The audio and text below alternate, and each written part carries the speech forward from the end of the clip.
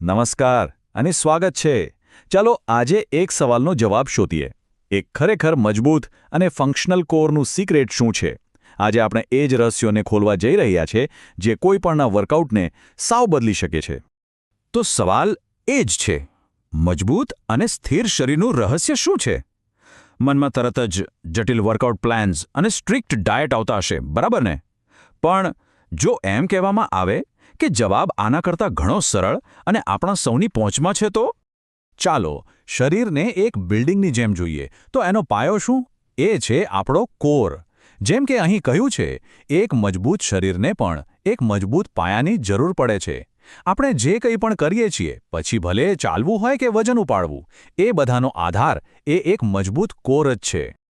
તો ચાલો હવે આ કોર નામના પાયામાં થોડું ઊંડા ઉતરીએ. વાત કરીએ આપણા શરીરના એવા છુપાયેલા હીરોની, એવા મસલ્સની જેમના પર કદાચ આપણું ધ્યાન ઓછું જાય છે, પણ આપણી સ્ટ્રેન્થનો આખો આધાર જ એમના પર છે.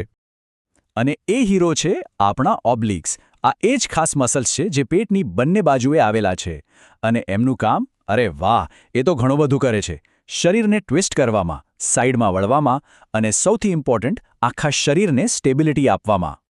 ઓકે, તો હવે એ સેક્શન પર આવીએ જેની બધા રાહ જોતા હોય છે. હવે આપણે સીધા જ એ એક્સરસાઇઝીસ પર જઈશું જે આ પાવરફુલ મસલ્સને બનાવવામાં મદદ કરશે.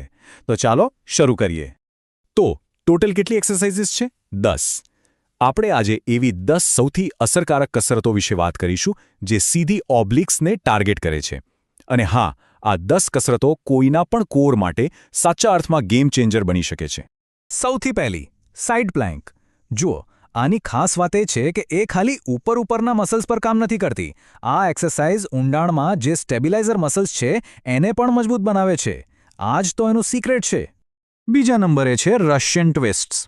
વિચાર કરો, ક્રિકેટમાં શોટ મારવો હોય કે ટેનિસમાં બોલ હિટ કરવો હોય, એમાં જે ટ્વિસ્ટિંગ પાવર જોઈએ ને, એ આ કસરતથી જબરદસ્ત વધે છે. આને કહેવાય રોટેશનલ સ્ટ્રેન્થ. આગળ વધીએ. Number 3, bicycle ક્રન્ચેસ.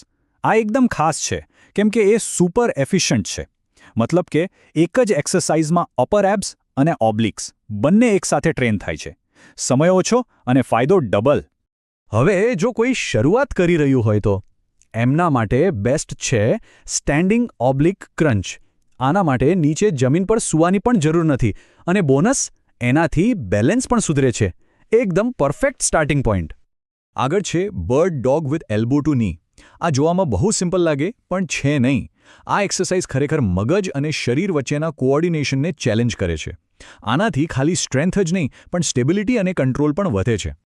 ઓકે, ચાલો અહીં એક નાનકડો બ્રેક લઈએ અને આ બે ક્રન્ચીસને સરખાવીએ. જો, એક તરફ છે બાઇસિકલ ક્રંચ, જે થોડી ઇન્ટેન્સ છે અને ફ્લોર પર થાય છે. બીજી તરફ છે સ્ટેન્ડિંગ ક્રંચ, જે બિગનર્સ માટે બેસ્ટ છે અને બેલેન્સ પર ફોકસ કરે છે. તો આનો મતલબ શું થયો? મતલબ એ કે પોતાના ફિટનેસ લેવલ અને ગોલ પ્રમાણે સાચી કસરત પસંદ કરવી ખૂબ જરૂરી છે.